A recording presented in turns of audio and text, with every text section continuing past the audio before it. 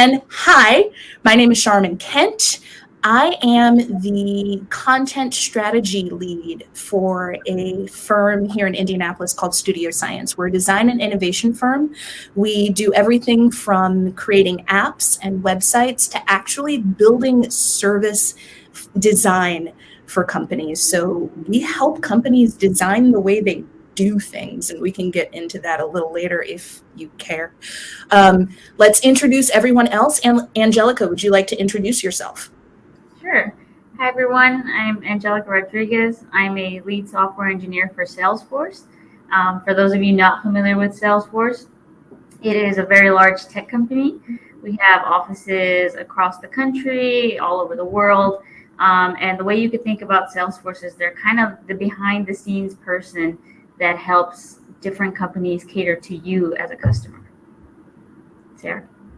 Cool. Yeah, nice to meet everyone. My name is Sarah Hankins. I am a director of customer success strategic initiatives at a company called Conga.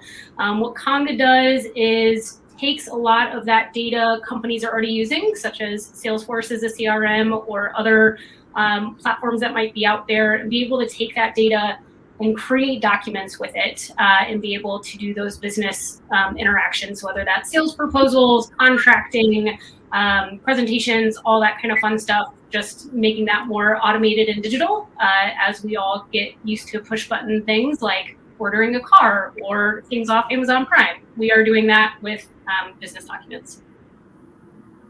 Cool. Thank you for introducing yourselves.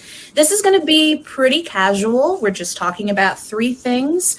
All of those things have to do with us. And as Jill mentioned, please feel free to ask us questions in the Q&A tab, and we will answer them to the best of our ability as we have time. So let's get started with how we got started. First question is, how did you get started in your current career? Sarah, I'm going to pop it over to you. How did you get started? Yeah, so if you have not read it, I highly recommend a book called The Squiggly Career. That is what my career path has been, getting into the software world. I actually got my degree in psychology, thought I wanted to go into marketing or HR. I ended up in HR directly out of college. Ended up in what I'll call a construction HR recruiting type of role.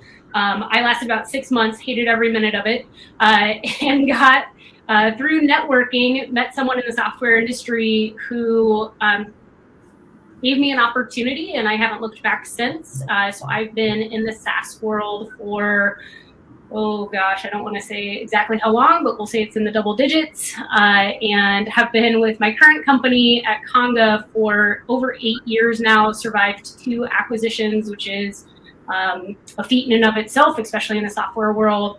So lots of experience in different ways, but definitely a squiggly career path to where I am today. Angelica, what about you? All right. Well, on paper, my path doesn't look as squiggly. It looks like a straight line, right? I went to school for software engineering at a 4-year college, Rose-Hulman, if anyone's familiar or interested in going there. And then I got an internship with a company who at the time was called ExactTarget, and they're based in Indianapolis. And I totally loved it there. And then at the end of the summer, they actually got officially acquired by Salesforce. And so then my full-time offer came from Salesforce, and I said yes. And I've been there ever since because I love the company so much. And we'll talk about that as we go through the conversation. But where things were a little different for me were just deciding to go into software engineering, right? Like at the beginning, we were talking about what did we want to be when we grew up, like when we were in high school, right? And at the time when I was in high school, I really had no idea for a long time. It wasn't until my senior year that I was like, okay, I need to buckle down and figure this out. And I really was thinking about something in aerospace engineering. But then we did a little research project where I had to shadow someone in the field, and much like Sarah, I learned that's not what I wanted to do at all, right? And so like it's very important to learn what you don't want to do. And then I just kind of thought about what is it that I do like to do, right? And I was like very interested in computers and tinkering in general.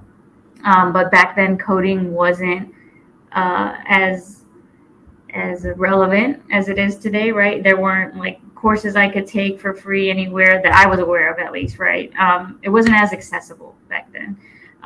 But I went to visit Rose-Hulman on a trip, and they gave an overview of the majors, and I said, I'm going to go for it. That looks like fun. It combines all my interests, and here we are today. How did I get started in my career? I guess the first question is, which one? I feel like I've been working long enough. I've been working full time for about 25 years-ish. So I've had plenty of opportunity to explore careers. In undergrad, I went for English literature. I thought I was going to be a literature professor, and the world said, no, thank you. So I kind of just did whatever. I was a marketing associate for a while for a law firm. I worked for a marketing and comms department at IUPUI, Indiana University, Indianapolis, I think is what it's going to be called soon. And it wasn't until I got booted out of a very interesting job that I found tech.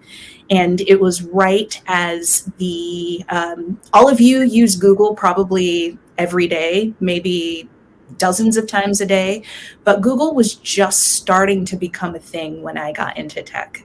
So doing what's called SEO. What does that stand for? Search engine optimization. Thank you. Search engine optimization. You would think I would know that. And then I just got into digital marketing and content strategies. So all of the words that you see on a website, all of the emails that you receive trying to get you to buy something, that's kind of what my career became, and how to use words and images and content to reach people digitally. That's how I got started. I got started by accident, I guess, is the TLDR. Let's move on to challenges. Working in tech is always a challenge. If you follow the news at all, you know that there are a lot of interesting things happening at huge tech companies right now. For instance, Twitter is going through a really rough time with layoffs. So there are challenges, a wide range of challenges. What kinds of challenges have we, as women in particular, found with this industry? Angelica, you can go first. Sure. I would say for me, the biggest challenge has actually been myself. I've been very lucky to work at a place and with people that have made me feel very comfortable and welcome. There have been very few times where I've felt like I was being, either discriminated against or isolated because I was a woman or anything like that. I think Salesforce does a great job at, promoting people to be more welcoming and accepting, and they're very careful. Like, I even had a coworker the other day ping me on the side and say, hey, like, I'm sorry, I kept saying, hey, or you guys in the meeting. And he's like, and there were two other women in the meeting. And I was like, oh, that's okay. I say you guys all the time, it wasn't offensive to me, but he did take the time to call himself out on it and address it. So I thought that was very thoughtful. So I've been fortunate to have that experience, right? But I've heard, many others who haven't, right? And so for me, I think my biggest challenge was when I first started out, I was already like defensive. I was going in scared because I had heard these stories, right? And I go in these rooms and I'm the only woman, I'm the only person of color, I'm the only Latina, and so immediately I'm like, well, and I felt uncomfortable because I had never been in these situations, right? And so I tended to be quieter in meetings and start to doubt myself. But that was my biggest challenge, was just addressing some of that fear of being the only one and learning how to navigate that in my career.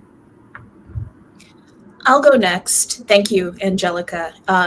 And I'm going next because being the only one in the room kind of feels like my entire career. Um, because I started my career in tech just as tech was starting to take over pretty much everything, the universe. There are most times in my career where I was the only one in the room. I was the only woman. I was the only Black person. And that can be really tough.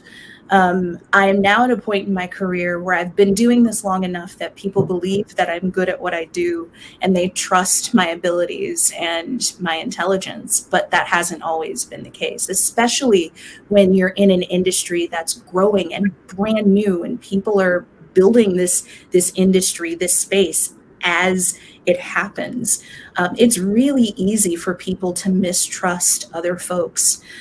So I butted up against that quite a bit. And it did take me a while to get to the point where that wasn't an issue anymore.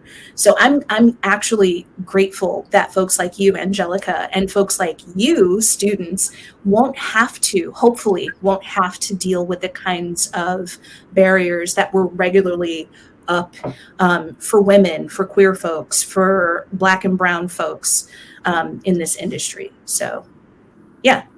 What about you, Sarah? Yeah, it's interesting because I think, for us that have been in the software and tech world for a longer period of time, when we all first started out, there were a lot of male-dominated companies, right? It was the males that were a little bit more willing to make that change or jump into that startup space that didn't necessarily have benefits associated with it, right? So even just being in that room is very isolating just from that standpoint. I remember even early on in my career learning about how to take up space, right? When you walk into a room and everybody sits down at the conference table, if you watch, guys spread out typically, right? They put their laptop here, their notebook, right? They kind of lean back in their chairs. Most girls are very dainty. They sit down, right? Think about if you are going to your desk at school, right? Just kind of look around and see how people sit down in a space. And so it was even more basic than that, just learning how to be comfortable in a room with all of those people, much less how do you get your voice heard? How do you get that respect over the long term? And that was just, right, obviously way back in the day. It has gotten a whole lot better. But I would say even in the software space, it's a much more open environment. The companies that I've worked with that were outside of the tech space, a lot more of that kind of stodgy, old school way of thinking.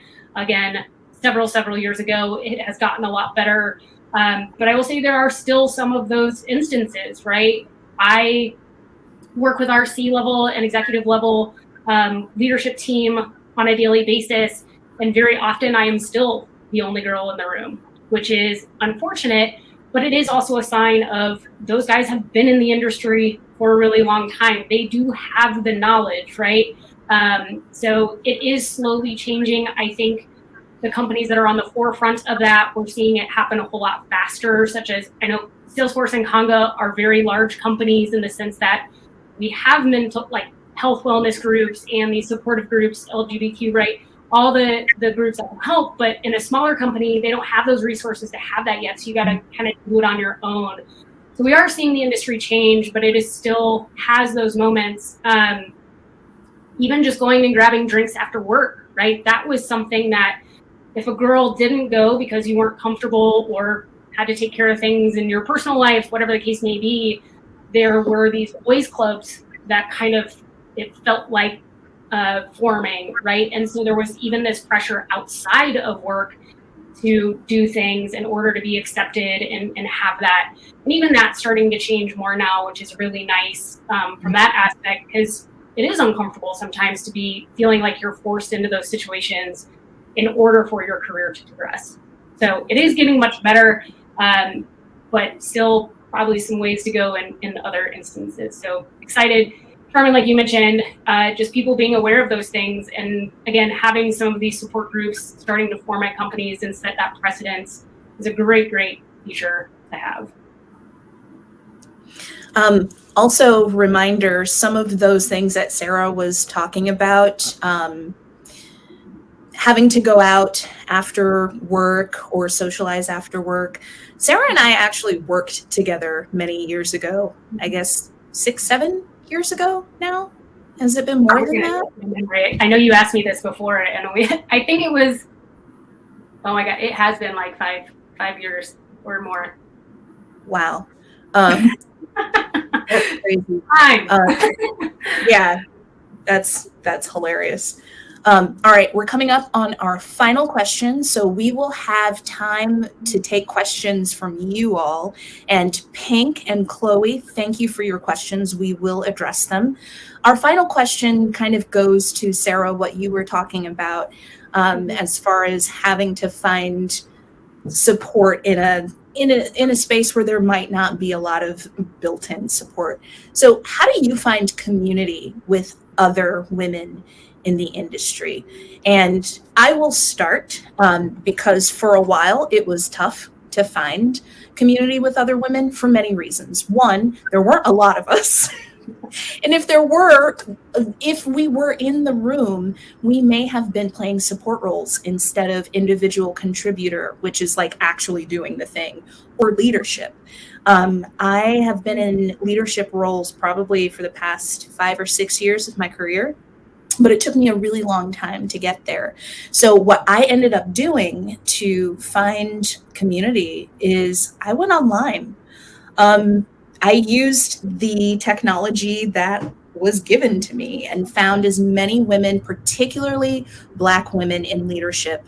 I found as many women, as many of those women as I could to connect with, and if they were local here in Indianapolis, to have coffee with them, to actually connect in person and pick their brains to see how they've not just gotten to where they are, but how they stay there. I don't have any stats off the top of my head, but it is very common for women, particularly Black and brown women, to get into a place of leadership and leave within a year or two because they just don't have the support they need to stay there and endure the kind of challenges that are sometimes necessary to endure. So I spent and still spend a lot of my time with my online community of women. Sarah, what about you? How have you built your village in this industry? Yeah, I count myself lucky because I ended up starting out in this industry in the customer success side of the house. So for those that don't know, right, that just means we're taking care of our existing customers. The natural personality that comes with people that are on a team like that are more empathetic, more open-armed, if you will. They communicate more than other departments might, right? So I was lucky in the sense that there were, to Charmin's point, the few other women that were in the office, other than an admin, right, were typically in the CS office, part of the office. So I was able to find solace with that group. But I also got really lucky. My very first company I worked for in the tech industry did have a female leader close to the top.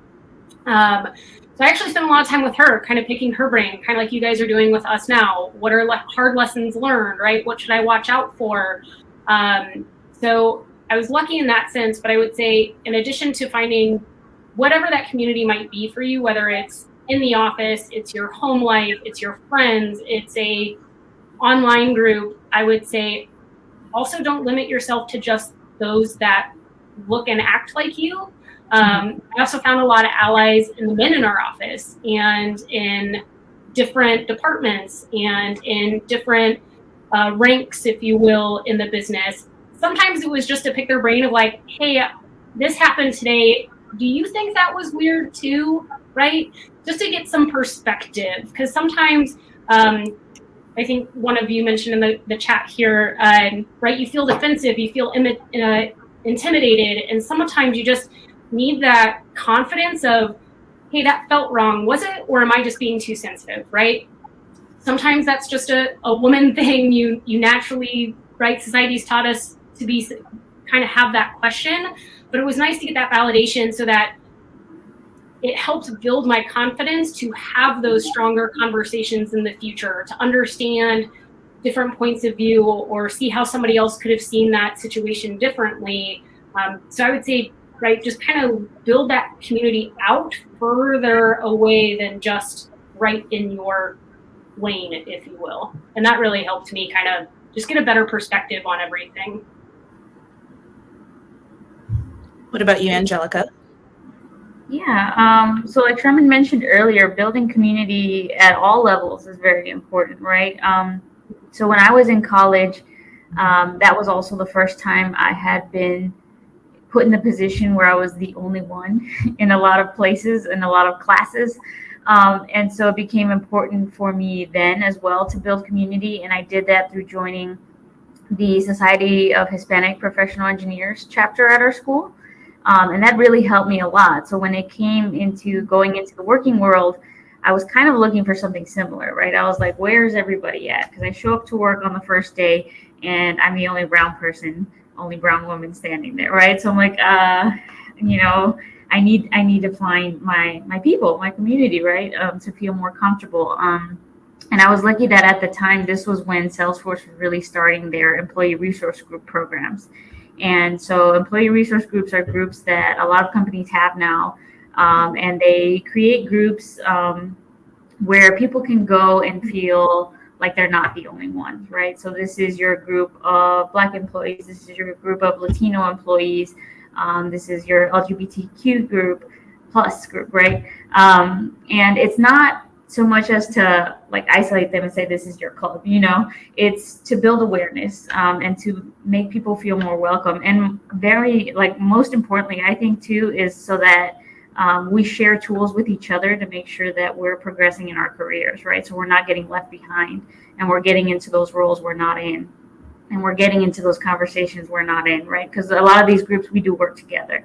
And so that is really how I started building my community at Salesforce. I was very involved with our Latino group, and we did a lot of work with our Black employee resource group, and that we did a lot of volunteer work in the community. And so that was our way of working together, building each other up.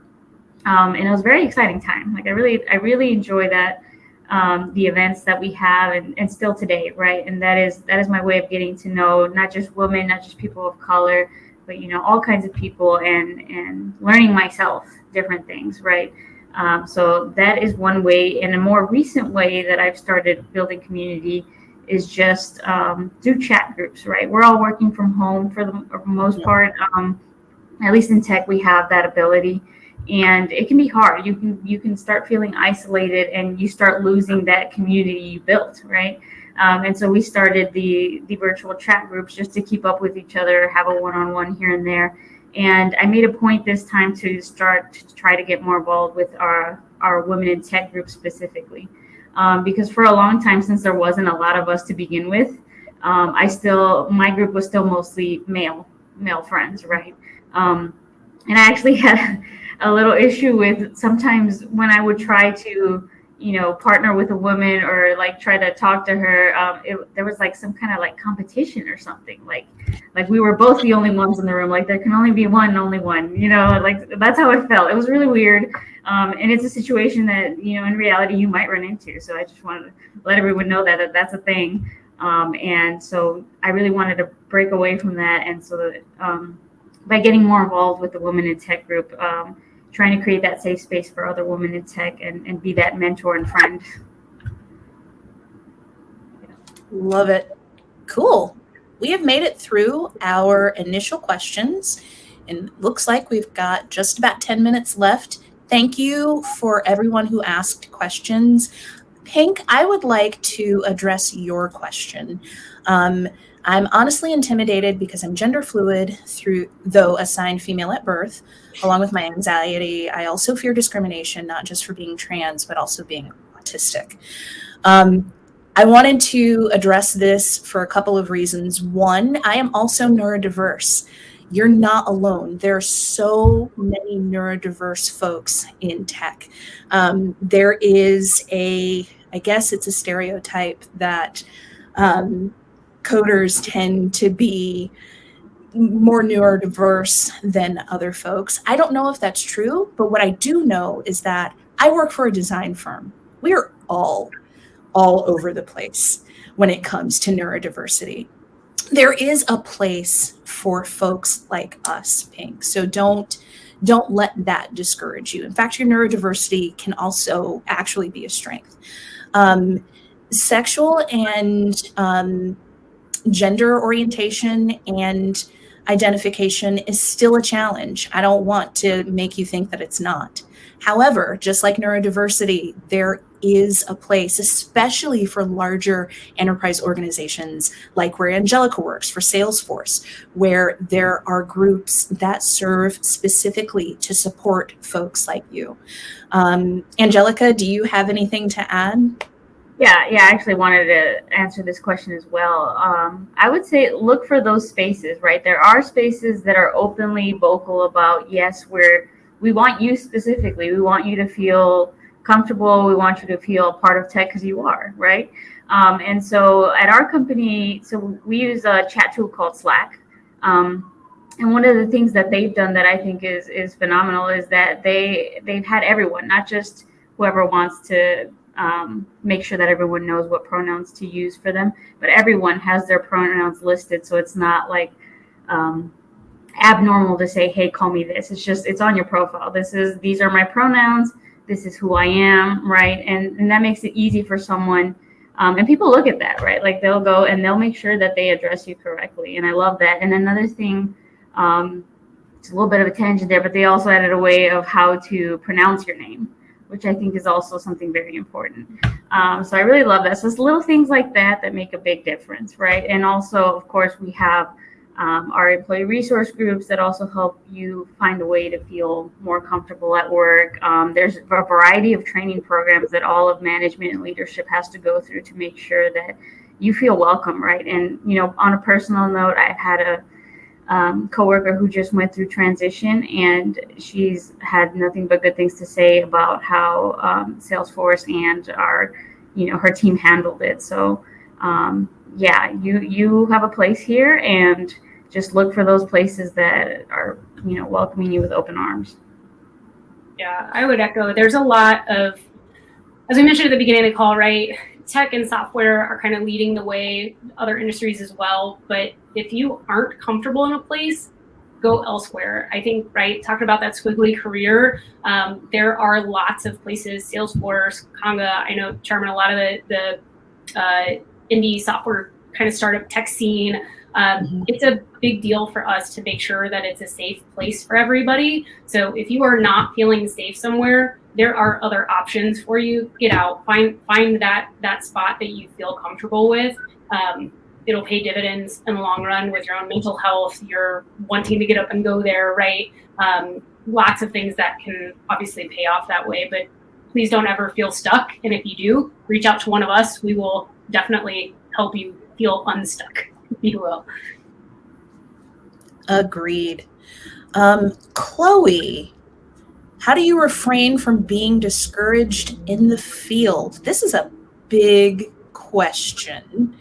Angelica, Sarah, do either of you want to tackle this one first? I was like, there's a lot to unpack here. That part. To unpack.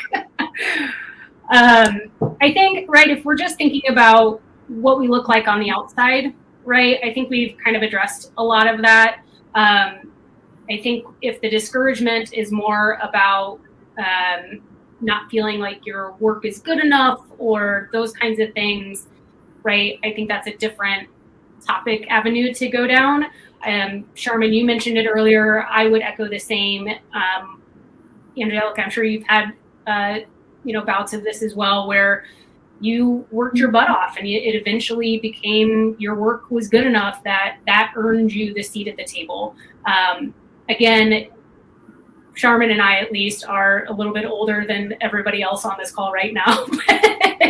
So it's probably a little less for you guys now, but there is a point where there's a lot of discouragement out there, but I don't think the discouragement is necessarily just localized to women.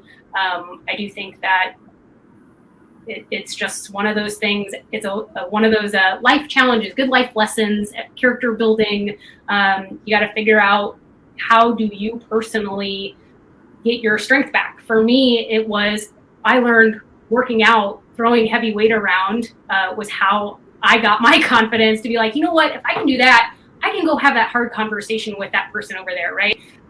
So you got to kind of find what works for you as well to help build that confidence. Agreed. That is a very, it's a huge question to unpack.